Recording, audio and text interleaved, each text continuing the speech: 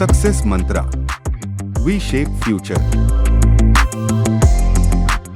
Hi, I hope you guys are preparing well. This is your law faculty advocate Vivek Sharma and I'm here with a video on one of the most important topic of criminal law, that is common intention.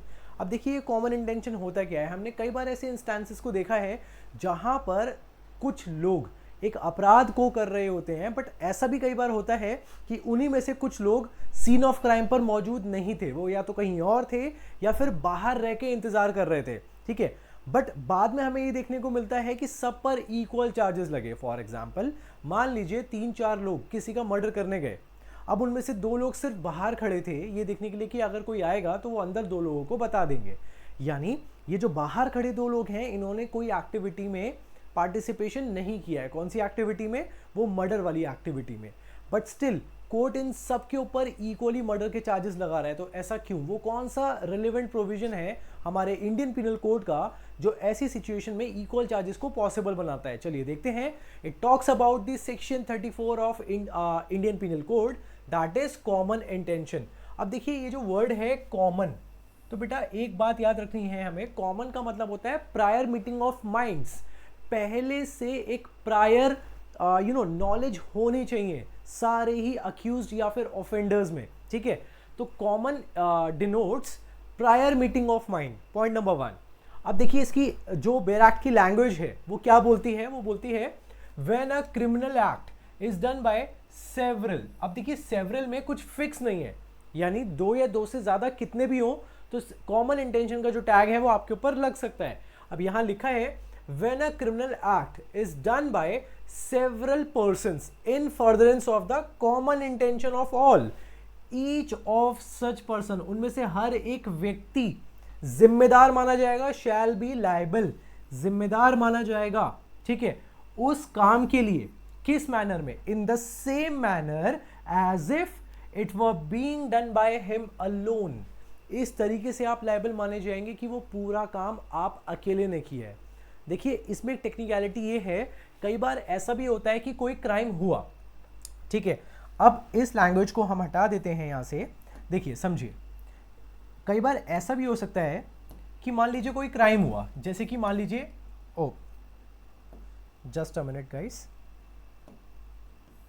देखिए कई बार ऐसा भी हो सकता है कि मान लीजिए मर्डर हुआ कहीं पर। अब ये चीज प्रूव हो गई कि मर्डर करने वाले 3 लोग थे, A, B and C। But हुआ क्या? पुलिस के आने से पहले B और C इवेड कर गए, यानी भाग गए। बचा कौन? A, ठीक है। अब बेटा A सिर्फ और सिर्फ घर के बाहर खड़ा था, उसने कुछ किया भी नहीं था। स्टिल इस पूरी एक्टिविटी के लिए कॉमन इंटेंशन का टैग लगाने के बाद A को मर्डर के लिए लायबल डिक्लेयर किया जा सकता है। क्यों? क्योंकि ये प्रूव हो गया कि कॉमन इंटेंशन में ये उन लोगों के साथ मिला हुआ था जो लोग मर्डर करने आए थे। ये अलग बात है कि इसका उतना ग्रेविटी के साथ पार्टिसिपेशन नहीं था जहां पर ये सीन हुआ, ये क्राइम हुआ, but still all are equally liable. इसीलिए मिस्टर ए के ऊपर भी मर्डर के चार्जेस आएंगे। अब इसमें एक चीज और है जानने वाली जो हमें अभी समझ लेनी है, वो ये देखो बेटा, कई बार क्या होता है, कई बार एक वर्ड होता है जिसको अभी हमने पढ़ा कॉमन इंटेंशन, और एक और कॉन्सेप्ट होता है जिसको हम बोलते हैं सेम और सिमिलर इंटेंशन। सेम और सिमिलर इंटेंशन, देखिए दोनों ही कॉन्सेप्ट्स बहुत अलग अलग हैं, इस चीज को ध्यान में रखिएगा। पढ़ने में हमें ये सेम लगते हैं बट ये बहुत अलग अलग हैं। कॉमन में मैंने आपको क्या बताया? Prior meeting of minds. Prior मतलब क्राइम होने से पहले, है ना। और अब हमें इस कॉन्सेप्ट को समझना है कि ये क्या होता है। सिंपल सा एग्जांपल लेंगे।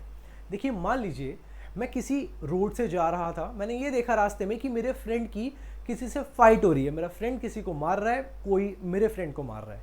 अब यहां पर मेरे और मेरे फ्रेंड में कोई प्लानिंग तो है नहीं पहले से, है ना, कि हम किसी को मारेंगे। जैसे ही मैंने देखा कि मेरे फ्रेंड को कोई मार रहा है, मैंने अपनी बाइक को रोका और मैं उस इंसान को मारने लगा जिसको मेरा फ्रेंड मार रहा था।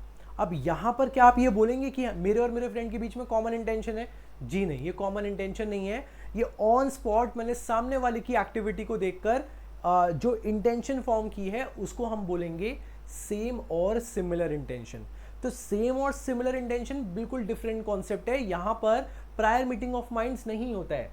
कॉमन इंटेंशन अगर मैं बोलूँगा तो कॉमन इंटेंशन का मतलब है कि मैं और मेरा फ्रेंड पहले से ये प्लानिंग करके आए थे कि हम उसको मारेंगे जिसको मेरा फ्रेंड मार रहा था। ठीक है, तो कॉमन इंटेंशन बिल्कुल अलग चीज़ हो जाती है, सेम और सिमिलर इंटेंशन बिल्कुल अलग चीज़ हो जाती है। सेम और सिमिलर इंटेंशन के केस में कोर्ट जनरली ये ट्रेस करने की कोशिश करता है कि अगर कोई क्राइम हुआ है, ठीक है, अगर कोई क्राइम हुआ है तो किसने कितना पार्टिसिपेट किया है ना।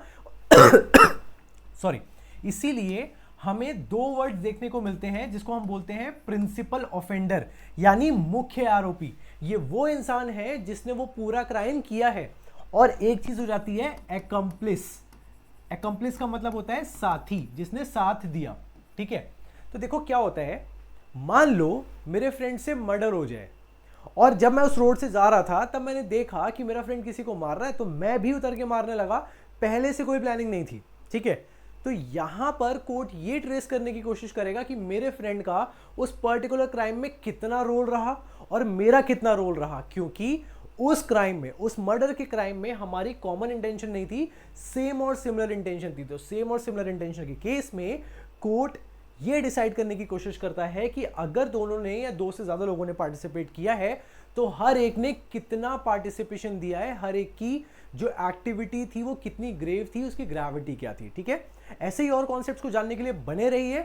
मैं मिलता रहूंगा आपसे। ठीक है, all the very best, thank you.